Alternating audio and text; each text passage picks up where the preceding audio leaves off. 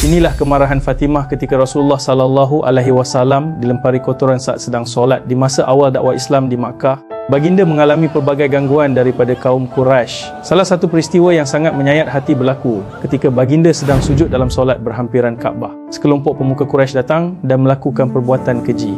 Diriwayatkan daripada Abdullah bin Mas'ud, beliau berkata, ketika Rasulullah sallallahu alaihi wasallam sedang solat di dekat Kaabah, Abu Jahal dan beberapa pemuka Quraisy sedang duduk. Lalu salah seorang daripada mereka berkata, siapa di antara kalian yang mahu mengambil kotoran isi perut unta yang disembelih oleh Bani Fulan, lalu meletakkannya di punggung Muhammad ketika dia sedang sujud?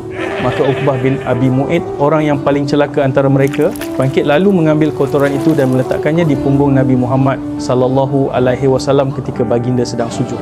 Mereka pun tertawa terbahak-bahak menyaksikan penghinaan tersebut. Pada waktu itu, tiada seorang pun yang berani menolong Rasulullah sallallahu alaihi wasallam kecuali Fatimah, puteri kecil baginda yang ketika itu masih berusia sekitar 10 hingga 12 tahun. Fatimah datang tergesa-gesa dalam keadaan menangis melihat ayahnya diperlakukan begitu kejam. Dengan tangannya yang kecil, beliau membersihkan kotoran dari punggung baginda. Fatimah memarahi lelaki-lelaki Quraisy itu dengan kata-kata yang tajam dan air mata penuh kemarahan. Walaupun masih kecil, beliau menunjukkan keberanian luar biasa kerana tiada siapa pun yang berani melawan mereka pada saat itu.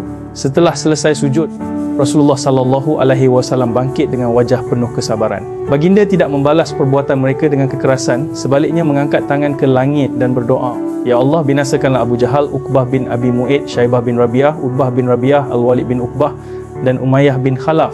Ibnu Mas'ud berkata, "Demi Allah, aku melihat semua orang yang disebut Nabi Muhammad sallallahu alaihi wasallam dalam doa itu terbunuh di medan perang Badar. Kalau kamu benar-benar sayang kepada Rasulullah sallallahu alaihi wasallam, tekan butang suka sekarang dan tulis di ruangan komen."